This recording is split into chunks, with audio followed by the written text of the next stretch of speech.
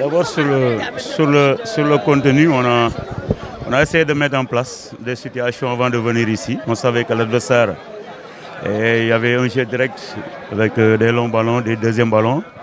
Par moment aussi, ils essaient de passer par les côtés avec des excentrés qui sont très rapides et ils essaient de mettre maintenant des centres. On a essayé de les contrer en essayant maintenant de laisser venir de jouer sur les transitions.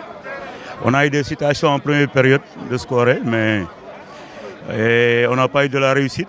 En deuxième période, maintenant, après 20 minutes, on perd le fil du jeu. L'adversaire a eu des situations aussi de scorer, mais on a essayé quand même et de les contenir. Et maintenant, le match se solde sur un score de 1 but partout. Maintenant, il ne faut pas cracher sur le point, bien que l'objectif en venant ici, c'était maintenant de continuer sur une même dynamique par rapport au match contre le Jaraaf. Mais on n'a pas eu de la réussite, donc il faut maintenant aller reprendre le travail et préparer les autres matchs. Non, parce que nous, on s'attendait à ça.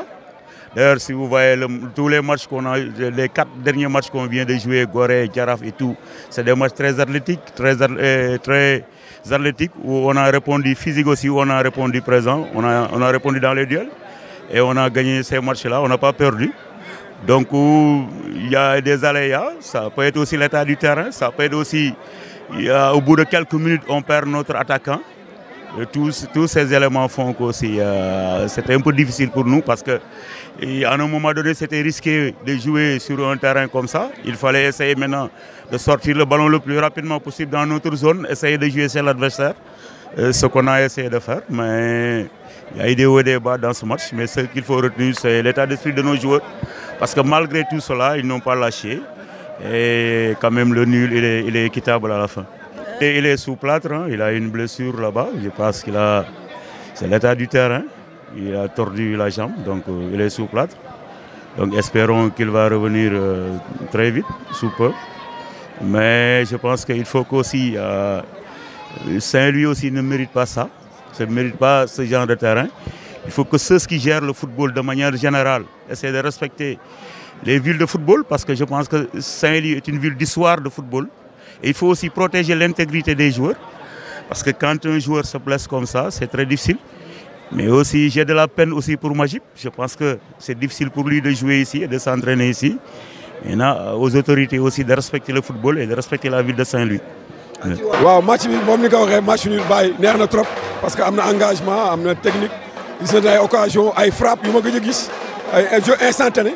Donc loolu la ñuy ñaan, loolu la xale yi dimanche bi loolu la leen di wax. Tey def nañ ko, mais li Abdou Diouf daan wax rek, président Abdou Diouf naan li ko gën a neex si football mooy bu bal bi laalee caax yi.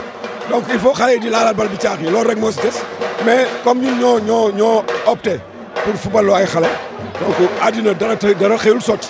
Il faut que ñu am ndànk def ndànk xale yi di jànkoonteeg jafe-jafe yi di màgg si loolu lay bidi di ñëwee. Donc man du ma def lu dul jaajëfal leen di leen encouragé di wax population bi rek na gën a jàpp pour pousse xale yi bu ñu gënee màgg rek ëllëg yëpp dana neex incha allah.